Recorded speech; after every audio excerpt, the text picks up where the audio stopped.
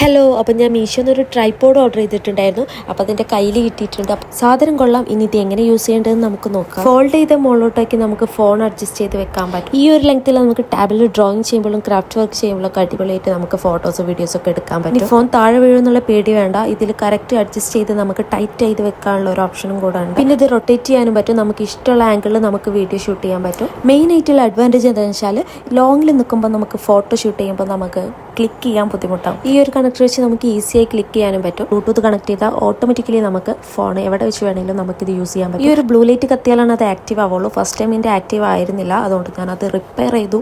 അത് ഒന്നുകൂടെ ടാപ്പ് ചെയ്തപ്പോഴാണ് അത് ബ്ലൂ ലൈറ്റ് കത്തിയത്. ഇത് അടിപൊളിയായിട്ടുള്ള ഒരു ഫീച്ചറാണ്. അപ്പോൾ ഇതാണ് അതിൻ്റെ മാക്സിമം ഹൈറ്റ്. നമ്മൾ എന്തായാലും ഇത്ര ഹൈറ്റിലൊന്നും എടുക്കൂല. ഹൈറ്റിൽ വെക്കുമ്പോൾ ചെറുതായി ആടുന്ന പോലെ എനിക്ക് ഫീൽ ആയിട്ടുണ്ട്. പിന്നെ എനിക്ക് തോന്നിയൊരു കാര്യം എന്താ വെച്ചാൽ എത്ര ഹെവി വെയിറ്റ് അനുസരിച്ച് ഈ ഒരു സെൻറ്ററിലുള്ള ഭാഗം ഇങ്ങനെ താന്ന് വരുന്ന പോലെ എനിക്ക് തോന്നി. ഈ ഫോൺ അത്ര വെയിറ്റ് ഇല്ല. ഫോണൊക്കെ യൂസ് ചെയ്യുന്നവരാണെങ്കിൽ ഈ വെയിറ്റ് അനുസരിച്ച് ഇതിങ്ങനെ താന്നു പോകും. ബിഗിനേഴ്സിനാണ് ഈ അടിപൊളിയായി യൂസ് ചെയ്യാൻ പറ്റിയ പ്രോഡക്റ്റ് തന്നെയാണ്. അപ്പോൾ ലിങ്ക് വേണ്ടവർ എന്നെ സബ്സ്ക്രൈബ് ചെയ്തിട്ട് ലിങ്ക് ഒന്ന് കമൻറ്റ് ചെയ്താൽ മാത്രം മതി. ബൈ.